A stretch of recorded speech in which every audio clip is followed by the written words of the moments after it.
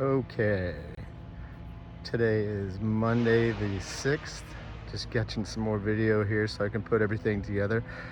Today I'm at Green Hills of Platte Park in Parkville, right down the street. I'll be back over here again in a couple of days.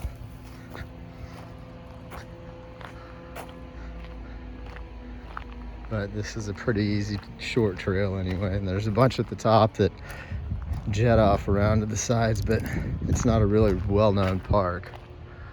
I don't have a GoPro or anything like that yet, so I'm just gonna have to film like this. But today's gonna be more of a, I guess you would call a free day, free talk. I've got some subjects that I've written down, and I'm gonna try to fill some time with those and see how that works out, and just kind of go from there. And I'm gonna start posting tonight and start putting everything together. So glad you're back here. God bless you. It's good to have everybody on Monday, June 6th, which is an accomplishment in and of itself that I know the date. This means the encephalopathy is letting go a little bit. Should be. I'm on enough medication for it, which that, as I mentioned before, causes some issues with being able to think straight, specifically for me anyway. Being able to being able to keep your train of thought and time frames. When something happened, when I was in the hospital last, when I got a test, how long has gone by. So, and I apologize for me breathing heavy.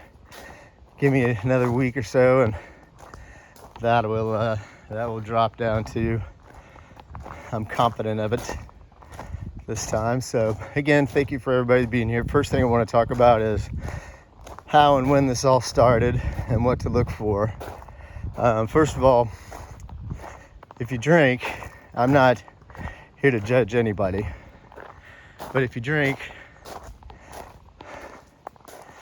I would definitely suggest keeping it to a bare minimum. And not just because, which we'll get into this later, I'm sure, of the problems that it causes in your life, or can cause, but the health risks that there are.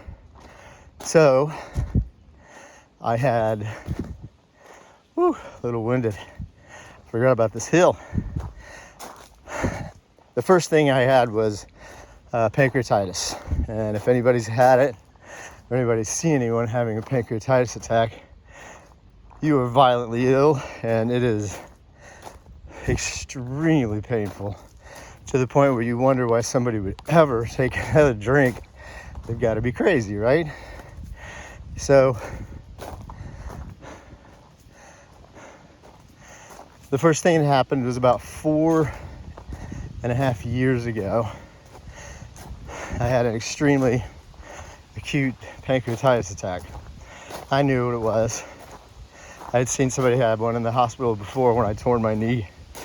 I got a roomie that was having one. I thought, well, there's no way that it could possibly hurt that bad. And turns out I was wrong. It can, and it does. It seems impossible. It seems like you're never going to make it out of it.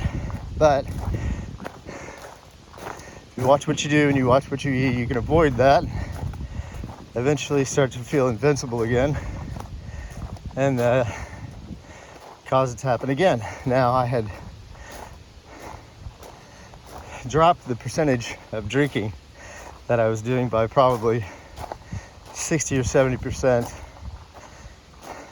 thinking first I quit cold turkey, and then I cut way down, and then I quit again because I started having attacks. I started dropping weight really fast. Now, when that hadn't happened before, and the symptoms started lasting longer and longer, I started getting jaundice after I'd have a pancreatitis attack, and actually went to the hospital twice down in Texas, and they never said anything about it, other than that there was a possibility that I may have a bit of a fatty liver and that I needed to keep an eye on that and watch my drinking.